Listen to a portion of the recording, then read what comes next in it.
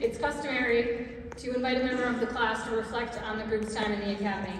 At this time, I would like to invite Student Officer Brian LaRange from the Pittsfield Police Department to share his remarks.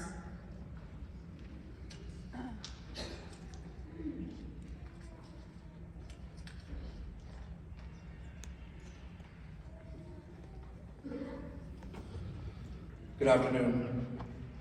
I'd like to thank UMass Amherst on behalf of the Second Holyoke ROC for allowing us to hold the celebration in the beautiful Frederick C. Tillis Performance Hall. Additionally, I would like to thank Academy Director Michelle Lyons and all the MPTC staff for being with us every day in the last 23 weeks as we transform from student officers to the police officers you see before you today. You have spent over 800 hours of your time with us training, whether it be physical, academic, scenario-based, shooting, or any of the other intricate parts of training that goes into becoming a police officer. And for that, again, we thank you. Lastly, but most certainly not least, I would like to thank all the family, friends, and loved ones who are here with us today. Without you, today would not be possible. You are our support systems, our shoulders to cry on, the constant reminder to come home after every shift. As the stressors in our lives shift from a constitutional law exam or a PT test to a real-world incident for some in less than 48 hours from right now, just remember that the police don't call 911. We call you for help. You are truly our silent heroes. Before I started this academy, I was a Green Beret with the Army Special Forces for 6 years as an 18 Bravo, and I absolutely loved it. But ever since I was a child, I've always wanted to be a police officer. Today marks the LaRange family having 3 generations in the profession. My late grandfather served in the Navy as a sergeant, and then as a sergeant with the Worcester Police. My late Uncle Frank served with the Marines and the Worcester Police. My Uncle Donald was a sergeant currently with the Worcester Police, and my Uncle Tony was also with the Worcester Police. My late father was a K-9 officer at the DOC. My other late grandfather served as an infantry paratrooper during World War II. Believe it or not, the last name LaRange is in fact not French, but Italian. And if I remember correctly, I think it roughly translates to I wear a uniform. To my classmates, remember day one? Remember how many times we got in and out of our cars being told, not fast enough? And thinking there is no way that I can physically, spiritually, or scientifically get in and out of my car any faster. But somehow we did. It's because our departments knew we had something in us that won't let us quit. That refuses to allow anything but the best version of ourselves. Our staff instructors knew this as well. And they too refused to let any of us give anything other than our best. In a world where turning to someone else to fix all of our problems, you stood up and said, choose me. Don't ever forget that. For some of you, in just a few days, the communities you serve are going to call on you and ask for the best versions of you to help them.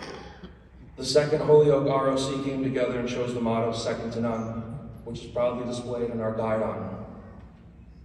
It was my honor to stand alongside all of your sons, daughters, significant others, brother, sister, family member, or friend, and watch them live up to that bold statement. We have certainly made a name for ourselves as a class.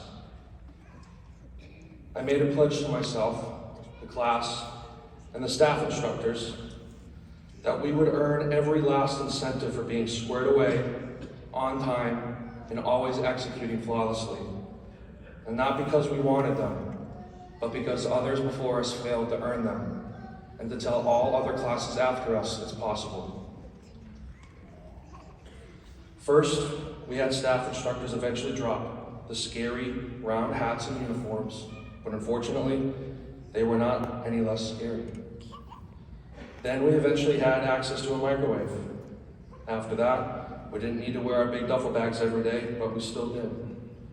And as promised, my biggest and boldest promise, we were eventually allowed to bring him one morning and have what is arguably the most important thing a police officer has at his or her disposal: a coffee. With my military and leadership background, I refused to have the legacy of this class go unnoticed. And to the cadets of the 3rd Holyoke ROC hearing this today or watching it on YouTube, firstly, I apologize. You have some big shoes to fill. But secondly, I and my class challenge you to do better and continue to push the excellence that is both expected and put out by the Holyoke ROC. As a Green Beret, part of our job is to assess and evaluate all those we work and train with. Week 1, you were all my fellow classmates. But upon recent assessment and evaluation, I have determined you are now my brothers and sisters. And to all the agencies about to receive us, I hope word of this class has reached you, and you see us as and allow us to prove that we are worthy of the same title.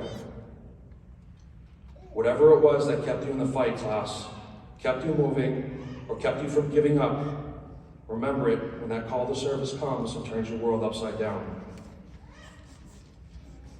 I don't like ending these things with a quote from someone none of us has ever or will ever meet or get to know, because I feel real change can't happen without innovation or shaking things up.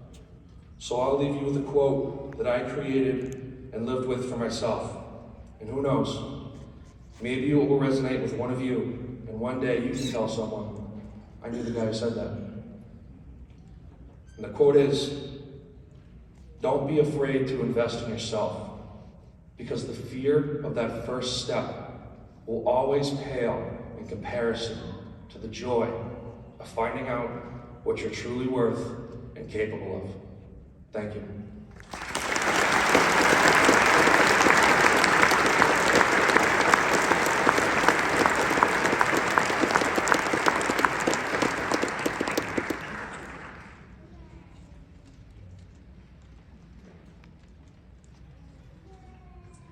I'd like to now begin with the presentation